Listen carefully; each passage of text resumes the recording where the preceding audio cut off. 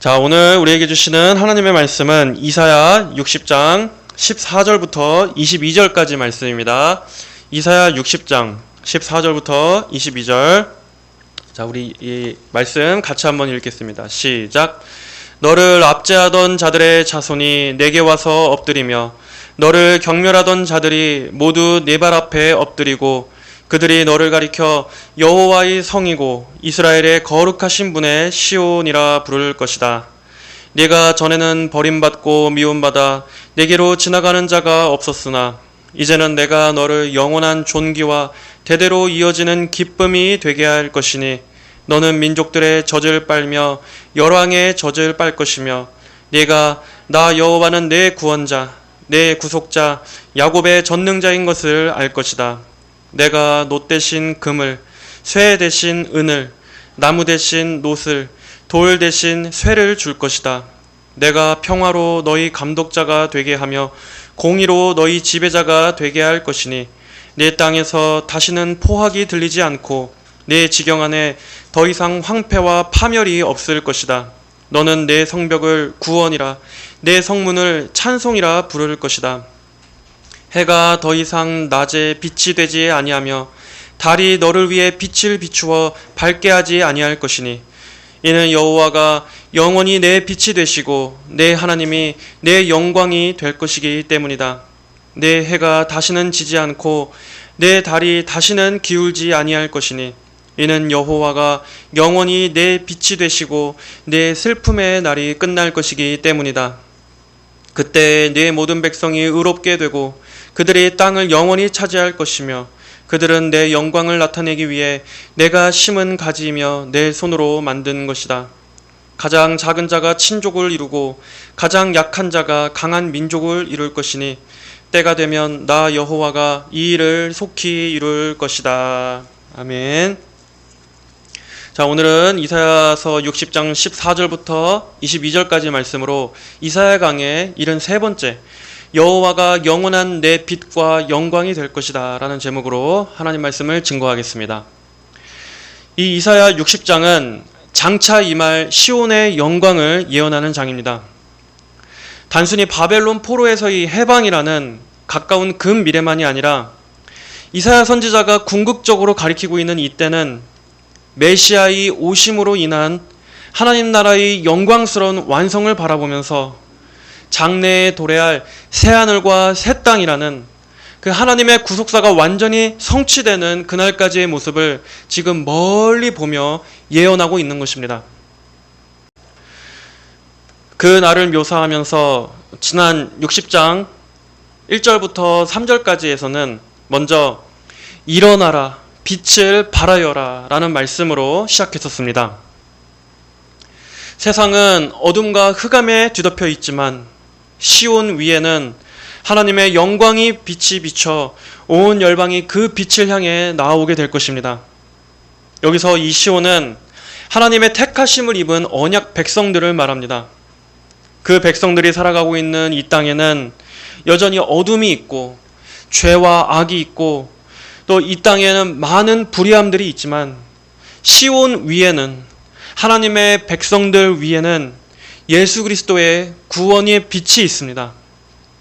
하나님께서는 온 세상이 어두운 캄캄한 세상 중에도 당신의 백성들을 향해서는 영원히 꺼지지 않는 그리스도의 빛을 비추고 계십니다. 요한복음 8장 12절에 예수께서 또 말씀하여 이르시되 나는 세상의 빛이니 나를 따르는 자는 어둠에 다니지 아니하고 생명의 빛을 얻으리라. 생명의 빛을 얻으리라. 이렇게 성도들은 주의 생명빛 아래에서 주님의 빛을 받으며 살아가는 특별한 존재들입니다. 세상은 결코 그 빛을 끌 수 없습니다.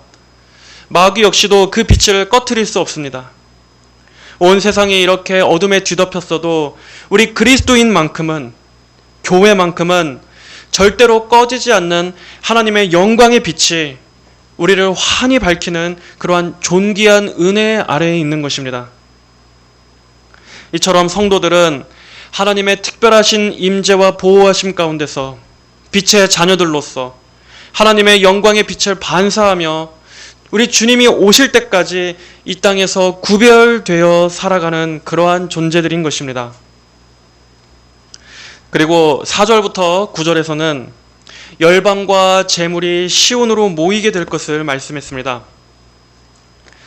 이것은 민족이나 혈통이나 신분이나 또 나라나 배경에 상관없이 차별 없이 예수님을 믿는 믿음 하나로 세계 각처에 있는 많은 사람들이 하나님께로 돌아와 하나님 앞에 예배하게 될 것이라는 것을 말씀하는 것입니다. 재물이 시온으로 모인다는 것은 돈과 재물이 모인다는 것이 아니라 하나님께 경배를 올린다는 말입니다. 물질보다도 더 귀한 바로 그들 자신을, 자기 전부를 드리는 영적 예배를 드리게 될 것이다 하는 것입니다. 복음이 만민에게 퍼져서 언어도 다르고 국가도 다르고 민족과 배경도 달랐던 사람들이 원래 하나님께서 우리를 창조하신 목적대로 하나님을 영화롭게 하는 그 예배를 드린다는 것을 한번 생각해 보십시오. 우리 하나님께서 영광을 받으시고 하나님을 찬양하기 위해 지음받은 백성들이 예수 그리스도 안에서 교회를 이루어 하나님을 높이는 그 광경을 생각해 볼 때, 그리고 이것은 지금 이 시대의 교회나 어떤 선교 현황에 국한된 것이 아니라 이렇게 구원이 점차 확산되어 종국에 이 마지막에 새하늘과 새 땅에서 울려 퍼지게 될 그 천상의 예배까지를 지금 묘사하고 있는 것입니다. 그때는 모든 장벽이 허물어지고 구원받은 하나님의 백성들이 한 마음으로 하나님을 예배하게 될 것입니다. 그리고 10절부터는 시온의 영화로운 모습에 대해서 말씀합니다. 이전에는 버림받고 황폐했던 시온이 이제는 영광과 번영을 누리면서 열방의 왕들이 시온성을 섬기게 될 것입니다. 이때 하나님께 끝까지 불순종하는 민족은 망하게 되지만 순종하는 자들은 시온성 안으로 합류하게 될 것입니다. 자, 오늘은 이제 14절부터 우리가 같이 한번 보겠습니다. 14절 말씀입니다.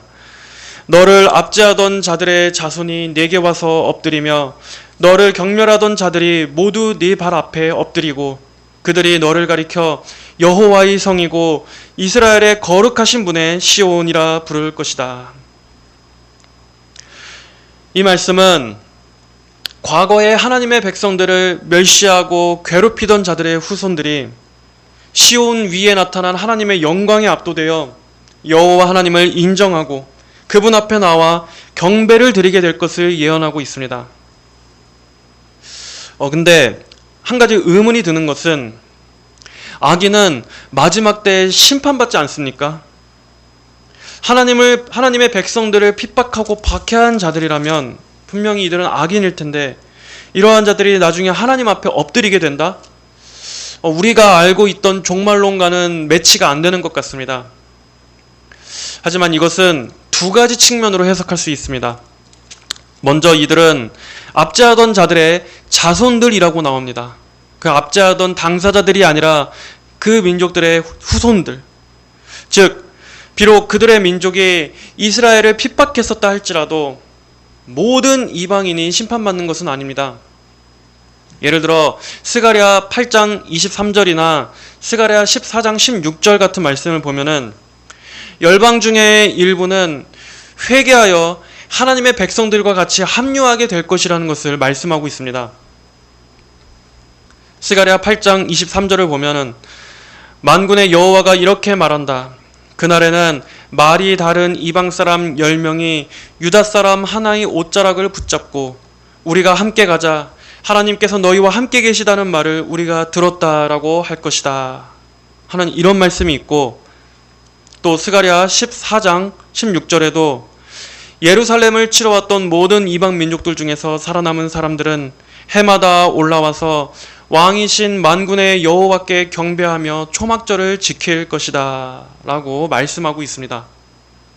그러니까 과거에 자신들의 조상들이 하나님의 백성들을 압제하던 민족이었다 할지라도 그 후손들 가운데서 회개하고 하나님께로 돌이키는 자들이 있다는 것입니다.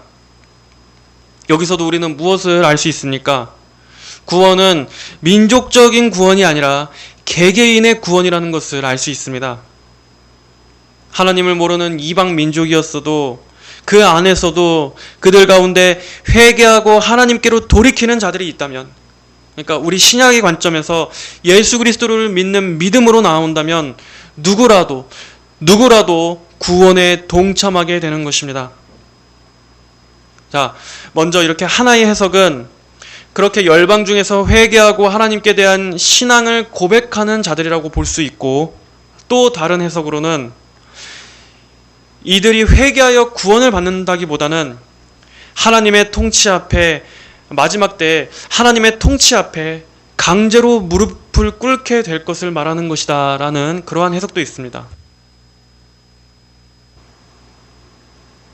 예를 들면 빌립보서 2장 9절로 11절의 말씀처럼, 그러므로 하나님께서 그분을 지극히 높여 모든 이름 위에 뛰어난 이름을 주셨으니 이는 하늘에 있는 것이나 땅에 있는 것이나 땅 아래에 있는 것들의 모든 무릎을 예수님의 이름 앞에 꿇게 하시고 모든 입이 예수 그리스도를 주님이시라 고백하게 하여 하나님 아버지께 영광이 되게 하셨다.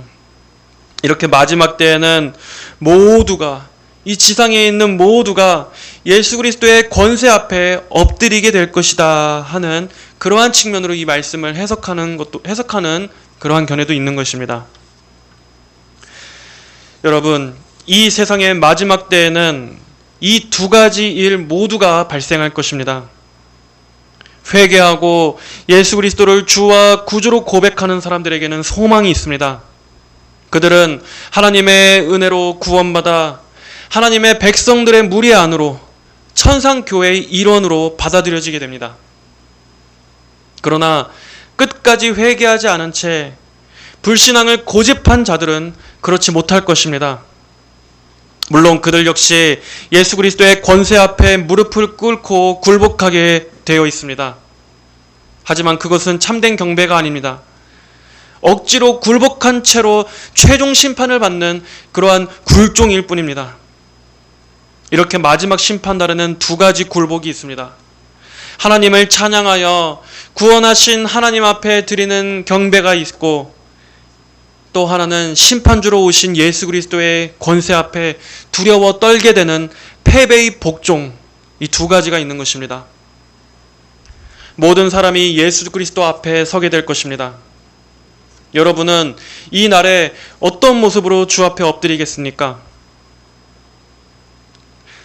악인은 지옥에서도 회개하지 않습니다. 지옥은 회개하기에는 이미 너무 늦어버린 장소입니다. 하나님의 회개시키시는 은혜가 이미 다 끝나버린 장소가 바로 지옥입니다. 예수님께서 말씀하신 너희가 바깥 어둠에 쫓겨나 울며 이를 갈리라 하신 말씀은 회개의 눈물을 말하는 것이 아닙니다. 오히려 너무나 분하고 원통해서 하나님 나라에서 제외되었다는 데서 오는 절망과 비참함과 후회가 너무 괴로워서 비참함에서 우는 눈물입니다. 용서를 바라는 눈물이 아니라 하나님을 향한 분노와 적대감을 가진 눈물입니다. 그만큼 인간의 불신앙이란 하나님의 은혜가 아니라면 절대 꺾이지 않는 아주 뿌리 깊고 고집스러운 것입니다. 자, 하지만 이 14절에서는 이 전체 문맥을 생각해 봤을 때 여기서 돌아오는 사람들은 참된 회개로 돌이킨 사람들이라고 보는 것이 더 맞는 해석 같습니다. 왜냐하면 여기 보면 이들이 너를 가리켜, 자, 여기서 너는 하나님의 백성들 또는 교회를 말하는 것인데, 너를 가리켜 여호와의 성이고 이스라엘의 거룩하신 분의 시온이라고 고백하는 걸 볼 때 이들은 악인이 아니라 회개하고 돌아온 이방 민족들이라고 보는 게 더 합당한 해석입니다. 하나님의 백성들을 신실하게 인도하시고 승리케 하신 그들 위에 있는 하나님의 능력을 보면서 이들이 하나님을 찬양하게 될 것이고 결과적으로 하나님께서 높임을 받으실 것이다. 15절입니다. 네가 전에는 버림받고 미움받아 네게로 지나가는 자가 없었으나 이제는 내가 너를 영원한 존귀와 대대로 이어지는 기쁨이 되게 할 것이니. 유다가 하나님 앞에 불순종했었을 때 하나님께서는 그들을 징계 가운데 두셨습니다. 하나님을 모르는 이방 민족들의 발에 짓밟히도록 허용하신 것입니다. 그러나 하나님께서는 자기 백성을 영원히 버리시지는 않습니다. 그들을 다시 구원하신 것도 하나님이십니다. 이렇게 하나님의 전적인 은혜와 주권을 말씀하고 있습니다. 모든 사람은 하나님을 떠나 은혜 밖에 있을 땐 다 이렇게 비참한 상태입니다. 죄와 마귀의 종노릇하며 평생을 어둠과 저주 아래 있는 게 인간입니다. 그러나 하나님은 구원을 베푸시는 하나님이십니다.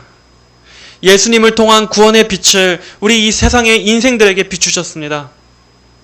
예수님 안으로 들어올 때만이 여기에 나오는 이 영원한 존귀와 대대로 이어지는 기쁨 안으로 들어오게 됩니다. 이 기쁨은 단순히 이 땅에서의 형통과 성취를 약속하는 그런 한시적인 기쁨이 아니라 영원한 기쁨입니다. 나를 지으신 하나님을 알게 되고 하나님이 나의 하나님, 나의 아버지가 되시고 예수 그리스도께서 성령을 통해 오늘도 우리 신자들 안에 영원한 집을 지으셔서 함께 하시고 또 주의 빛과 생명이 나를 영원토록 천국까지 인도하신다 하는 이 믿음과 소망 안에서 오는 기쁨입니다. 이것이 성도들 안에 있는 기쁨입니다. 바로 이 생명 되신 주님을 만난 기쁨, 주와 함께하는 기쁨, 영원히 주 안에 있다라는 이 기쁨. 이와 같이 지금은 너희가 슬퍼하지만 내가 다시 너희를 볼 것이니 너희 마음이 기쁠 것이며 아무도 너희 기쁨을 너희에게서 빼앗지 못할 것이다. 예수님께서 말씀하셨던 것처럼 예수님이 다시 오시는 그날까지 이것이 우리의 소망입니다. 주님은 영원히 뺏길 수 없는 이 내적인 기쁨을 우리에게 주시고 장차 그 기쁨이 더 완전해질 그 나라로 오늘도 우리를 인도해주고 계십니다. 우리는 항상 우리의 시선을 저 하늘로, 저 영원을 향해 거기에 두고 살아가야 하는 것입니다. 16절에 너는 민족들의 젖을 빨며 열왕의 젖을 빨 것이며 네가 나 여호와는 내 구원자, 네 구속자, 야곱의 전능자인 것을 알 것이다 라고 말씀합니다.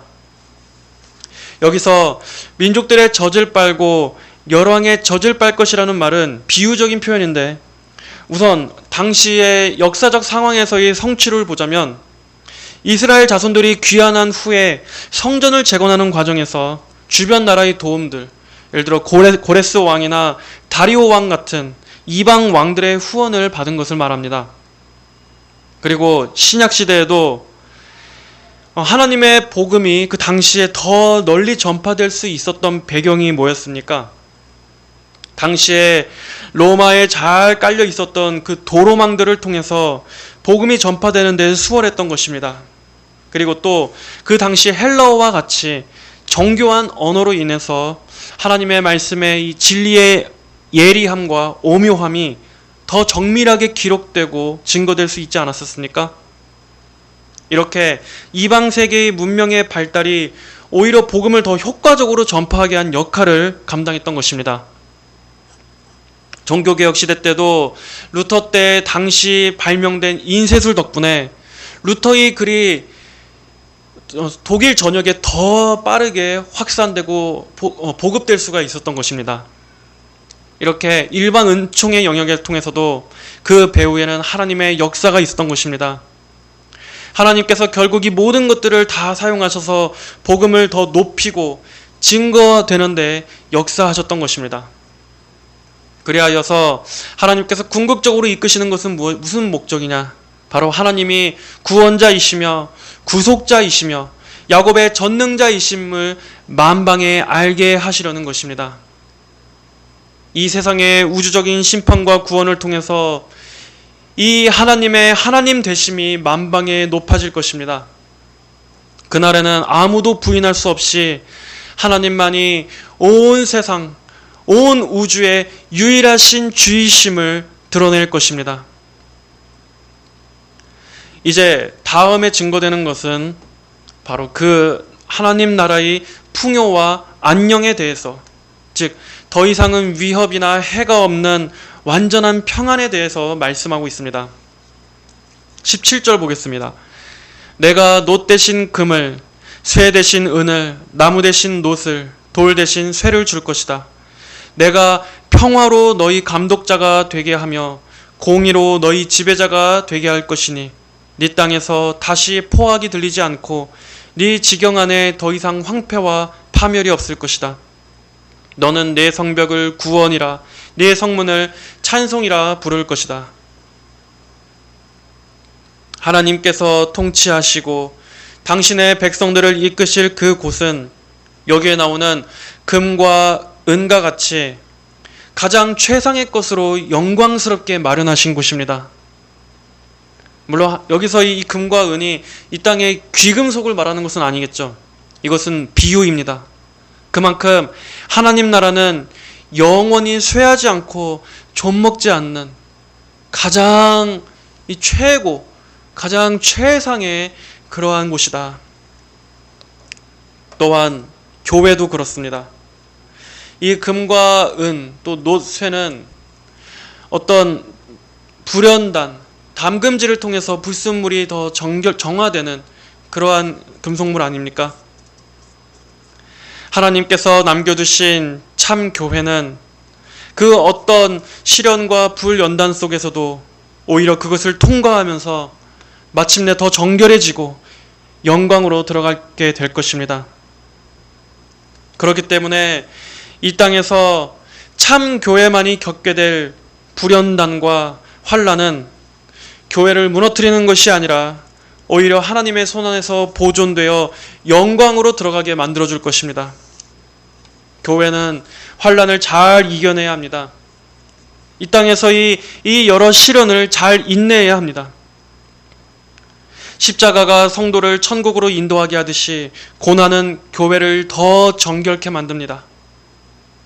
우리는 이렇게 십자가를 지고 연단을 겪는 이 시간들이 결국에는 영원한 영광으로 들어가게 해줄 거라는 하나님의 섭리에 대한 확신을 가져야만 하는 것입니다. 이 땅에 수많은 교회가 쇠할 수 있어도 하나님께서 남겨두신 참 교회는 결코 사라질 수 없습니다. 예수님께서는 교회를 사랑하시되 끝까지 사랑하시기 때문입니다. 교회는 예수님의 피와 중보 위에 세워진 곳입니다. 교회는 비록 환난을 통과할 수는 있어도 절대 패배하거나 사라지지는 않습니다. 결코 지옥 음부의 세력들이 교회를 이길 수는 없는 것입니다. 하나님의 교회는 그만큼 하나님께서 존귀하게 여기시는 특별한 주의 그리스도의 몸입니다. 또 이 나라는 평화가 감독자가 되고 공의가 지배자가 될 것이라고 하셨습니다. 이 평화는 한마디로 화평입니다. 예수 그리스도를 통해 하나님과 화평을 누리게 된 성도들은 이제 그 나라에서 영원한 화평, 그리고 하나님의 공의로우신 통치 아래 영원히 살게 됩니다. 평화가 감독자가 되고 공의가 지배자가 되는 곳. 여러분, 지금 이 땅에 우리가 사는 이 세상을 볼 때 지금처럼 이 사회에 진정한 정의가 간절할 때가 어디 있습니까? 그렇게 정의하고 공정 외치는 좌파들이 정작 그 좌파들이 집권할 때는 더 정의가 사라집니다. 경제부터 시작해서 언론, 사회, 문화, 교육, 이 모든 영역이 더 붕괴되고 더 미쳐 돌아가지 않습니까? 진짜 독재 권력이 누굽니까? 원래 좌파적 이념 자체가 가정을 해체하고 기업들을 박살내고 교회를 무너뜨리는 게 원래 저들의 목표니까는 이런 열매는 물론 당연한 거겠죠. 지금 이 대한민국을 침몰시키면서 이 나라를 저 중국에다가 통째로 팔아넘기면서 모든 영역을 하나하나 다 박살내고 있는 것입니다. 이러한 때 지금처럼 정의와 화평과 이런 참된 의의 회복이 얼마나 간절한 때입니까? 물론 지금 시대에 우리가 당연히 우리가 국민으로서 행사할 수 있는 이런 정치적인 권리도 당연히 행사하고 반대의 목소리도 내야겠지만, 어쨌든 그럼에도 진정한 공의는 결국 하나님 나라에서만 이루어질 수 있습니다. 물론 참 분통이 터져도 결국 우리 그리스도인들은 하나님 나라의 소망을 둬야지, 지금 이 현재 이 땅만 보고 있으면 우리가 속 터져서 어떻게 삽니까? 오히려 그렇기에 예수님께서 속히 오셔서 저 악인들을 심판해 주시고 이 땅의 저 악한 권세자들과 이 모든 불의한 것들을 하나님께서 다 마지막 심판 때 다 결산하시고, 그러한 모든 시대 가운데서도 끝까지 믿음을 지키고 인내한 주의 백성들을 주님의 나라 안으로 속히 들여주시기를 우리가 더 간절히 바라게 되는 것입니다. 하나님께서 살아계시고, 그리고 하나님께서 반드시 악인들을 심판하실 거라는 이 믿음, 그리고 그럼에도 우리 주의 백성은 설령 우리의 목숨을 잃고 우리가 어떠한 박해와 핍박을 받는 시대를 통과해야 한다 할지라도, 그럼에도 주의 백성은 하나님께서 끝까지 친히 지켜주신다 하는 이 믿음으로 우리는 이 암담한 현실을 이겨내는 것입니다. 인내하고 견디고 소망을 갖는 것입니다. 자, 다음으로 19절 이하에서는 이제 우리 성도들이 궁극적으로 맞이하게 될 하늘의 영광스러운 저 주님의 나라의 모습에 대해서 말씀하고 있습니다. 자, 우리 19절부터 22절까지는 같이 한번 읽어볼까요? 19절부터 22절. 해가 더 이상 낮에 빛이 되지 아니하며 달이 너를 위해 빛을 비추어 밝게 하지 아니할 것이니, 이는 여호와가 영원히 내 빛이 되시고 내 하나님이 내 영광이 될 것이기 때문이다. 네 해가 다시는 지지 않고 네 달이 다시는 기울지 아니할 것이니, 이는 여호와가 영원히 내 빛이 되시고 내 슬픔의 날이 끝날 것이기 때문이다. 그때 내 모든 백성이 의롭게 되고 그들의 땅을 영원히 차지할 것이며, 그들은 내 영광을 나타내기 위해 내가 심은 가지이며 내 손으로 만든 것이다. 가장 작은 자가 친족을 이루고 가장 약한 자가 강한 민족을 이룰 것이니, 때가 되면 나 여호와가 이 일을 속히 이룰 것이다. 여러분, 그렇습니다. 우리가 장차 가게 될 저 새하늘과 새 땅, 하나님께서 우리를 위해 마련하신 그곳은 하나님께서 우리 하나님이 빛 되심으로 우리를 영원히 비추시는 곳입니다. 하나님만이 만족이 되시고 하나님만이 우리의 영광이 되시기 때문에 이제 그곳에서는 더 이상 우리에게는 하나님 외에는 다른 만족이 필요하지 않습니다. 정말 인간이 누릴 수 있는 가장 최고의, 그 가장 지고의 기쁨으로 주님 안에서 영원한 안식과 평화를 누릴 수 있는 곳입니다. 그곳은 이제 슬픔이 완전히 끝나는 날입니다. 20절에 내 슬픔의 날이 끝날 것이기 때문이다. 여러분, 우리가 쉴 수 있는 그 날, 바로 이 날이 정말 얼마나 기다려집니까? 우리가 이 땅에서는 얼마나 많은 어려움들이 있습니까? 슬픔과 탄식이 있고 또 많은 그 번민과 심령의 괴로움들, 또 지치고 힘들 때가 참으로 많습니다. 그러나 우리를 죄와 저주와 사망 가운데서 구원해 주신 예수님께서 우리가 주님과 합하게 되는 저 천국에서는 이제 이 땅에서의 모든 수고와 고생을 끝낸 성도들의 눈물을 닦아주실 것입니다. 거기서는 죄로 탄식할 날도 없습니다. 몸이 아파서 고통받고 신음하는 것도 없을 것입니다. 이 땅의 불의함들을 보면서 근심하고 탄식하고 염려했던 이러한 나날들도 이제 그날에는 모든 것이 사라지고 그치게 될 것입니다. 우리 성도들은 지금 그 날을 향해 가고 있습니다. 또 그 날이 우리를 향해서도 다가오고 있습니다.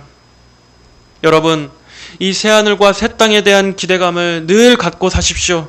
이것이 우리의 힘이요, 우리의 위로요, 우리의 소망입니다. 이 소망이 현재를 견디게 해주는 능력이 되줍니다. 그런즉 안식할 때가 하나님의 백성들에게 남아있도다, 성경은 말씀했습니다. 또 고린도후서 4장 18절로 19절에서는 우리가 잠시 받는 가벼운 환난은 비교할 수 없을 정도로 영원하고 무게 있는 영광을 우리에게 이루어준다. 우리가 바라보는 것은 보이는 것이 아니라 보이지 않는 것이니 보이는 것은 잠깐이나 보이지 않는 것은 영원하다. 성경은 말씀하고 있는 것입니다. 성도들은 저 영원한 안식을 생각할 때만이 이 세상의 고난을 인내할 수 있습니다. 이것을 견딜 수 있습니다. 왜냐? 장차 누리게 될 저 영광의 무게가 지금의 이 순간의 짐을 덮어버리기 때문입니다. 우리가 새하늘과 새 땅으로 들어가게 될 때 하나님께서 비추시는 그 빛이, 그 환한 빛이 이 땅에서의 우리의 과거의 어둠을 완전히 삼킬 것입니다. 빛이 어둠을 완전히 덮을 것입니다. 슬픔과 고생을 다 덮고 잊게 만들고 하나님의 그 영광의 광채 앞에서 더 이상은 기억되지 않게 될 것입니다. 모든 어둠, 밤, 고생은 다 사라지고 하나님의 그 충만하신 사랑과 그 빛이 우리의 마음을 가득 채우게 될 것입니다. 그러므로 여러분, 이 소망을 크게 품으시고 매 순간 붙드시기를 바랍니다. 하나님의 환한 영광의 빛 아래에 서게 될 그 소망은 단순히 고난에서 위로하는 정도가 아니라 고난 자체를 삼켜버리고 기억조차 남지 않게 만드는 능력이 될 것입니다. 모든 성도 여러분들이 오늘 이 60장의 하반절의 말씀들을 보면서 이 영원한 영광에 초점을 맞추어 살아가게 되시는 그러한 성도 여러분들이 되시기를 주님의 이름으로 축복합니다. 거룩하신 하나님 아버지, 이 혼탁하고 메마르고 참으로 어둠만이 가득한 이 소망 없는 세상 가운데에서 이 땅의 성도들은 오늘도 탄식과 수고함으로 이 세상을 지나가고 있습니다. 하지만 장차 저희에게는, 저희를 기다리고 있는 곳은 하나님께서 마련하신 저 참된 본향인 저 천국, 새하늘과 새 땅이 기다리고 있음을 믿습니다. 우리가 거기에서 주의 환한 빛 가운데 진정한 화평과 진정한 의와 사랑과 평안을 누리게 되는 그 날을 소망하면서 이 땅에서 믿음으로 살아갈 수 있도록 붙잡아 주시옵소서. 주님의 그 영광스러운 빛 아래에서 모든 어둠이 사라지고 슬픔이 끝나고 대대로 이어지는 기쁨이 영원할 그날을 우리가 고대합니다. 우리가 그것을 바라보면서 오늘도 소망으로 견디게 하시고 이기게 하여 주시옵소서. 우리의 마음이 이 세상 사랑에 묶이지 않게 하여 주시고 하늘 본향을 사모하며 살아가는 저희 모든 성도들이 다 되게 하여 주시옵소서. 감사드리며 살아계신 예수님의 이름으로 기도합니다. 아멘.